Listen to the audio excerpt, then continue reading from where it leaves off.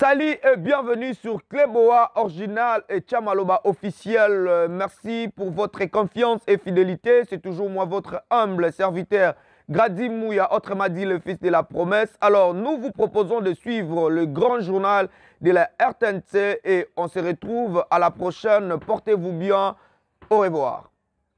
Et puis cette ordonnance numéro 22/180 du 12 octobre 2022 portant nomination d'un ambassadeur extraordinaire et plénipotentiaire de la République démocratique du Congo près la République du Malawi.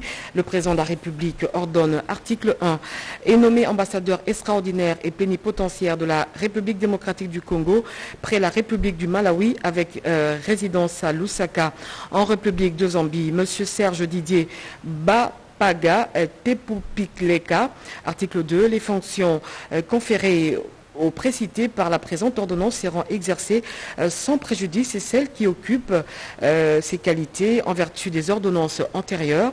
Article 3, sont abrogées toutes les dispositions antérieures contraires à la présente ordonnance.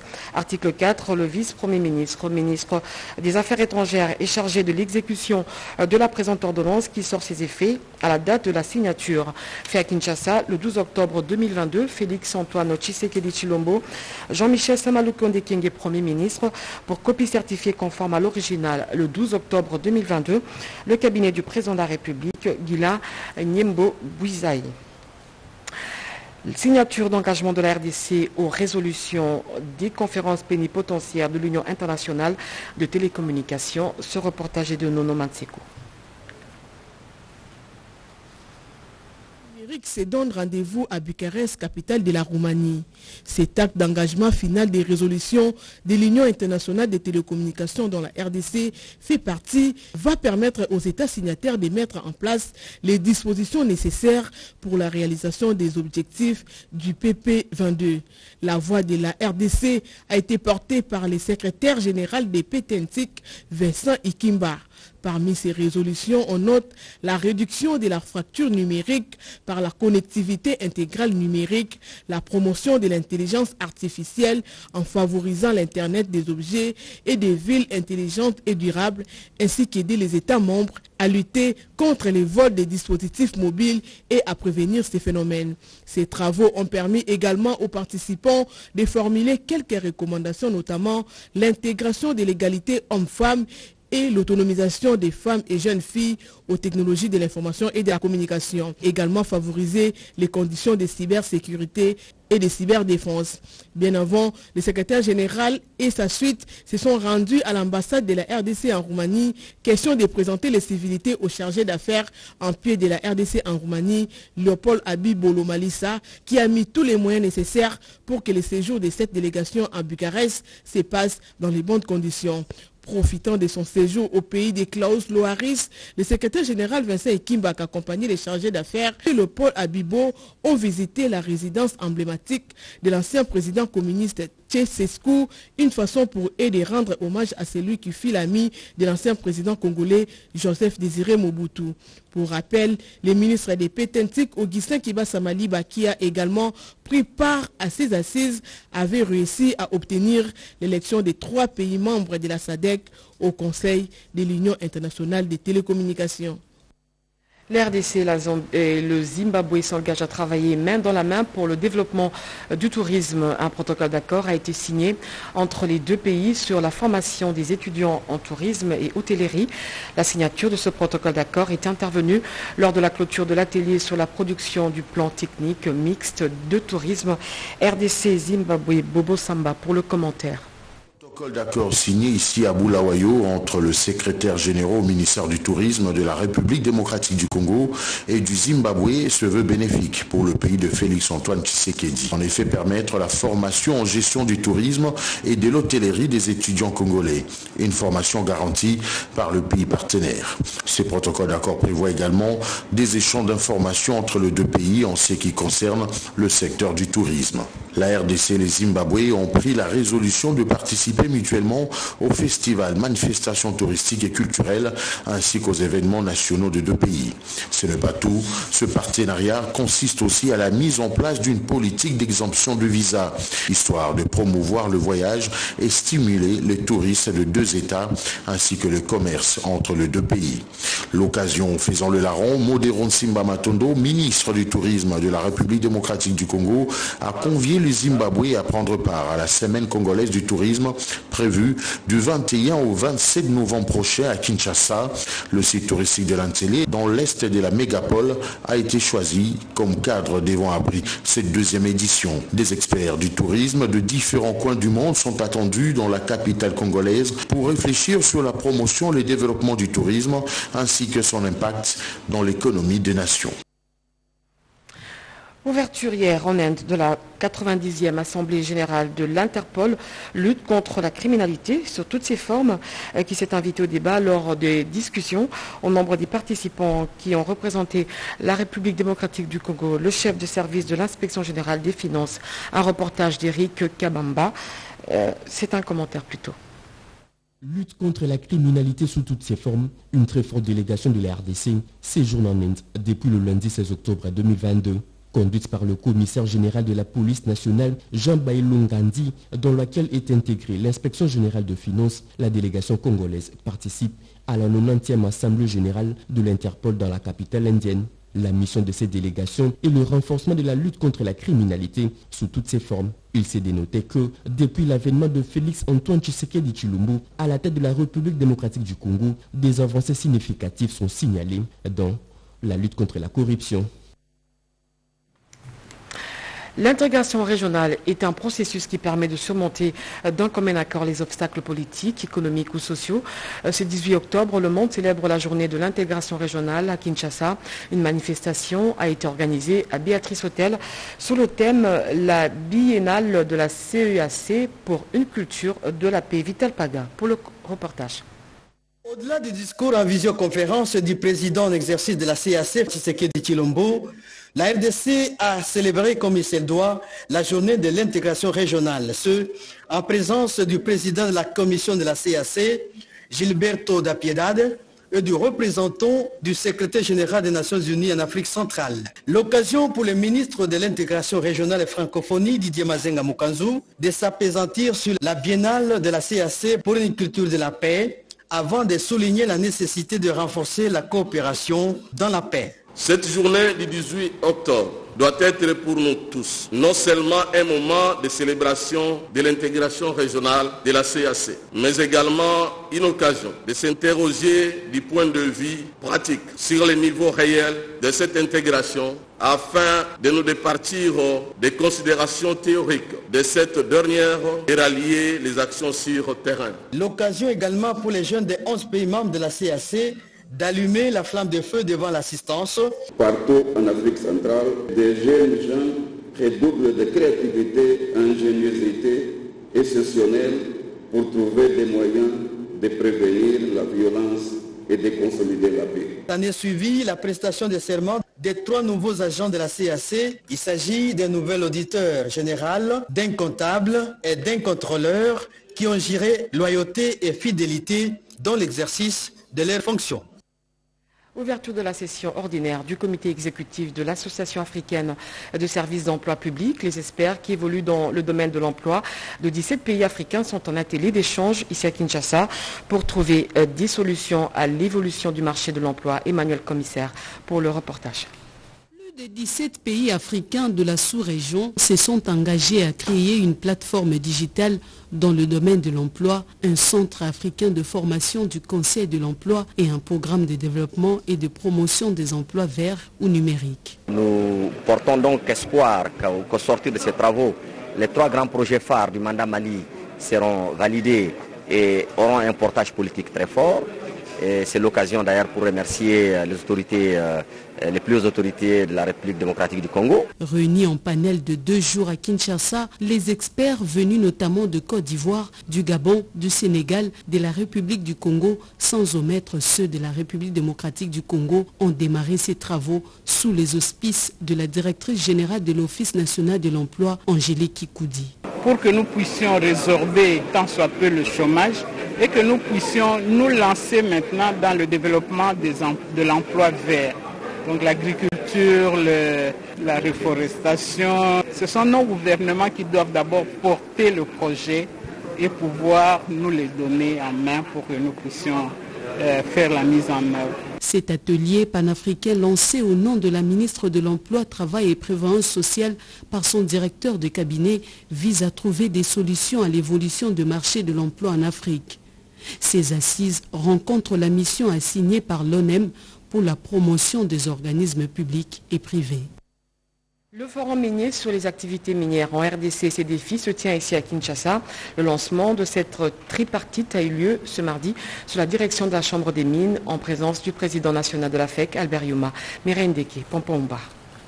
Révisé de 2018, 4 ans après, où en sommes-nous aujourd'hui? Les industriels du secteur minier, le gouvernement et la société civile se sont mis ensemble en vue de changer sur les défis actuels dans l'industrie et de discuter de l'impact du code minier et d'éventuels changements nécessaires. Notre industrie a depuis continué à battre ses propres records de production, année après année, se positionnant en ligne droite pour franchir le cap de 2 millions de tonnes de cuivre lent dans un avenir très proche. Et cela en dépit du déficit persistant en énergie, en infrastructure et d'un contexte mondial devenu à la fois volatile. En dépit de toutes ces difficultés, notre industrie minière n'a cessé de démontrer son caractère de résilience et de courage. Initiative louée par le président de la FEC, Albert Youma, qui en appelle à l'implication de tous les acteurs afin d'arriver aux conclusions rationnelles de ce code, de manière à atteindre les objectifs poursuivis par les législateurs. Pour cela, il y a des leviers qu'il faudrait actionner. Le premier levier, à mon sens, est celui de l'optimisation de nos exploitations pour restaurer les marges.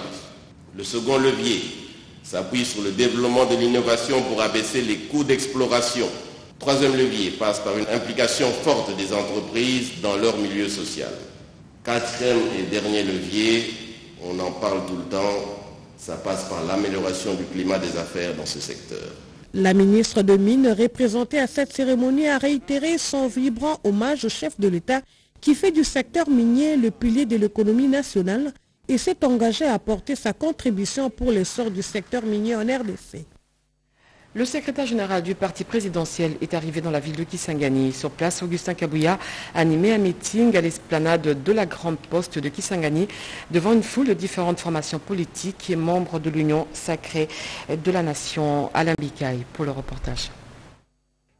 L'UDPS c'est la plus grande machine politique de la RDC et la plus populaire. Les cas les plus illustratifs est la contre-offensive politique menée dans la ville de Kisangani par les chefs d'état-major de ces partis, Augustin Kabouya, à la tête d'une importante délégation des caciques, dont Jacquemin Chabani, Peter Kazadi et Toby Kayumbi. Déjà tôt le matin du samedi 15 octobre, la ville de Kisangani était quadrillée par les membres de l'UDPS et ceux des partis de l'Union sacrée. Une façon pour eux de montrer à la face du monde leur soutien indéfectible à Félix Antoine Tshisekedi. Le point de chute était la place de la Grande Poste qui était bondée d'une foule compacte. Brillant d'envie d'écouter le numéro 1 du parti présidentiel, porteur d'une offre politique sérieuse, l'assistance s'est refusée un instant de prier.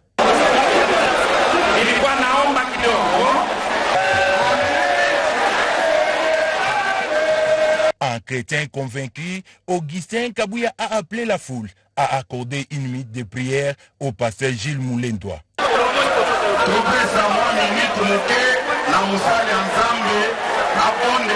Comme dans toutes les rencontres de l'UDPS, l'hymne du parti a été entonné par la foule. Dans sa prise de parole, Augustin Kabouya a démontré au public l'attachement que le chef de l'État a pour cette province en initiant le projet de 145 territoires. Développement de la province Nabino. Ils ont inscrit dans le programme de 145 territoires. parti de l'Union sacrée, le message était simple, celui de travailler pour la réélection de Félix Antoine Tshisekedi Tshilombo en 2023. Cette mobilisation de l'UDPS a désemparé tous les détracteurs du parti qui n'ont plus que les réseaux sociaux pour mener un combat d'arrière-garde déjà perdu d'avance. Suivant à présent les activités d'Akasia Bandoubola, un des cadres de l'UDPS. Du Congo, dehors l'ennemi de la République démocratique du Congo, le M23, stop au tribalisme et soutien au commandant suprême des FARDC, Félix Antoine Tshisekedi Tshilombo. Tels sont les points clés de la rencontre du samedi 15 octobre au stade de Vélodrome qui a refusé du monde essentiellement membre de la fondation Akasia en Action à Carré. À l'arrivée de Madame Akasia Bandoubola Mbongo, présidente de la fondation en compagnie du ministre de Pétaintique, Augustin Kibassa Maliba et du ministre honoraire de la Santé, le docteur Eteni Longondo. Une foule immense les a contraintes à la marche et à faire le tour du stade, sous une ambiance électrique. Invité au podium pour s'adresser à l'assistance, Madame Akasia Bandoubola Mbongo a entonné un chant d'unisson pour le Congo. Le Congo sera sauvé.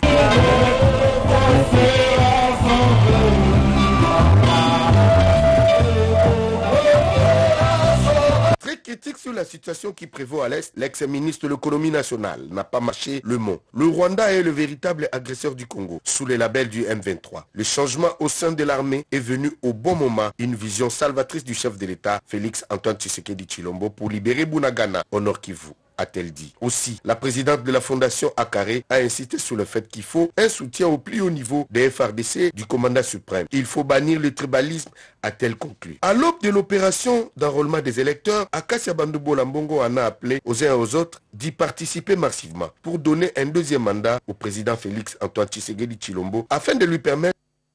L'ODIA s'est donné rendez-vous à l'aéroport national pour accueillir le député national Lambert Médéo Malanga, une visite dans son fief électoral qui revêt plusieurs caractères, notamment la communion avec sa base naturelle. Cédric Kenina. 17h, heure locale. L'aéronef d'Air Kassai atterrit à l'aéroport national de Lodja. À son bord, l'élu de Lodja, Lambert Médéo Malanga, notable de cette province, accueilli au bas de la passerelle par le président de l'Assemblée provinciale du Sankourou, Benoît Olomba, accompagné de quelques députés provinciaux et cadres locaux de son parti, la Convention des Congolais Unis. Les us protocolaires observés, la procession se noie dans une marée humaine en effervescence, au son des chants traditionnels, la nuit tombante. Difficile donc de se frayer un chemin quand c'est le meilleur élu de Lodja qui arpente les artères de cette ville. Et c'est à la radio communautaire Losangania qu'il s'est exprimé pour fixer l'opinion sur l'objet de sa visite. Il s'agit bien de sa participation à l'installation du nouveau comité de gestion de l'Université des sciences et technologies de Lodja dont il est le promoteur et prendre part au lancement des travaux de lutte anti-érosive aux côtés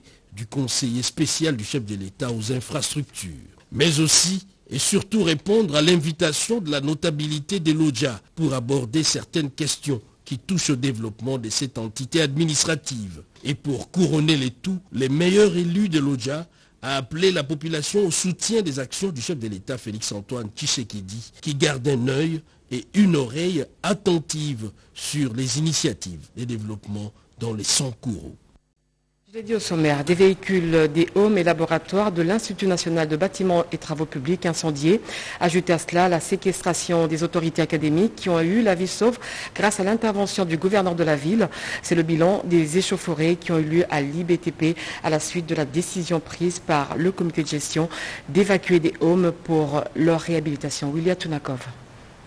Les activités académiques ont été paralysées lundi 17 octobre 2022 à l'Institut national des bâtiments et travaux publics, campus de Mongaliema. Et pour cause, la révolte des étudiants à la suite d'une opération de déguerpissement des pensionnaires des homes initiée par le comité de gestion en vue du démarrage des travaux de réhabilitation de tous les homes. Pour exprimer leur ras-le-bol, les manifestants ont brûlé des pneus devant les voies d'accès sur le campus tout en incendiant et saccageant des véhicules des membres du comité de gestion, quelques homes et laboratoires. Aussitôt alerté de cette situation qui prenait déjà des allures inquiétantes dans ce quartier voisin à la cité de l'Union africaine, le gouverneur de la la ville de Kinshasa s'est vite rendu sur place où il a invité les étudiants frondeurs réunis dans la salle polyvalente au dialogue et au calme. Après les avoir écoutés avec intérêt, il a promis des solutions idoines à leurs doléances.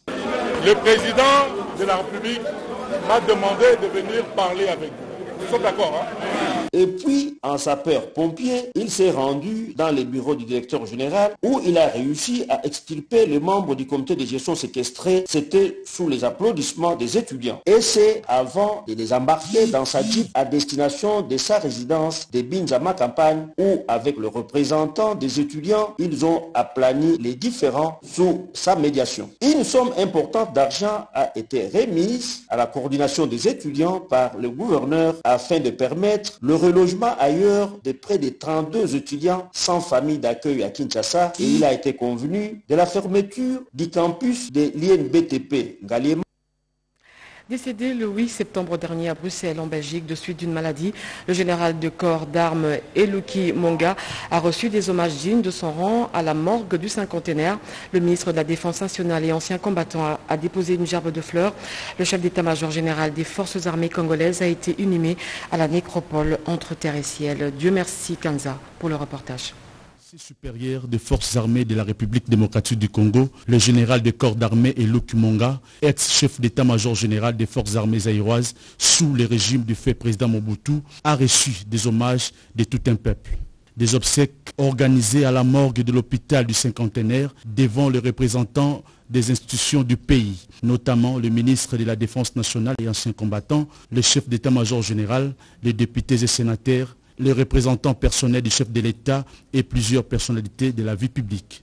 Puis-je te demander, mon général, d'accepter pour l'éternité les larmes de tes amis, tes compagnons d'armes, frères et sœurs venus nombreux ces jours témoigner combien tu étais cher à ton armée et précieux à ta famille et aux amis. Puisses-tu être fier d'avoir vécu et accepté cette épreuve inévitable et opposante à tous. Au nom du secrétaire général, aux anciens combattants et de son personnel, qu'il me soit permis de présenter aux orphelins ainsi qu'à la famille éprouvée ici présente les condoléances les plus émues de toute la communauté des anciens combattants. Exposé sous une chapelle ardente, la dépouille de l'illustre disparu a reçu les derniers hommages à travers des témoignages rendus tour à tour par les officiels qui reconnaissent en lui la bravoure, le mérite et la loyauté à sa chère patrie. Après recueillement et le dépôt des gerbes de fleurs, s'en est suivi la levée du corps pour la mise en terre au nécropole entre terre et ciel. Pour rappel, et puis, ce communiqué, il est porté à la connaissance du public, plus particulièrement des opérateurs économiques et des régies financières, qu'après leur adoption par le Conseil des ministres, son Excellence, Monsieur le Premier ministre, chef du gouvernement, a signé le samedi 15 octobre 2022 deux décrets portant suspension de la perception de la taxe sur la valeur ajoutée, TVA, sur certains produits, et ce pour une période de 12 mois, prenant effet à date du 15 avril 2022. Il s'agit des décrets ci-après. Premier décret numéro 22/30 du 15 octobre portant suspension de la perception de la taxe sur la valeur ajoutée TVA sur les produits de première nécessité. Deuxième décret numéro 23/31 du 15 octobre 2022 portant suspension de la perception de la taxe sur la valeur ajoutée à l'importation et à la vente de certains biens dans le domaine de la cimenterie et l'immobilier. Les deux décrets étant en vigueur, son Excellence Monsieur le Premier ministre, chef du gouvernement, demande aux services chargés de leur application, en l'occurrence la Direction générale des douanes et accises, DGDA, ainsi que la Direction générale des impôts, DGI, de veiller sous le contrôle du ministre des Finances au strict respect des mesures ainsi édictées pour préserver le bien-être de la population en cette période si difficile. Fait à Kinshasa le 17 octobre 2022. Le communiqué signé Paul Gaspard Gondankoy, directeur de cabinet. Merci d'avoir suivi ce journal. José Baïtombe revient à 23h. Moi, je vous retrouve demain avec le même plaisir. Prenez soin de vous. Au revoir.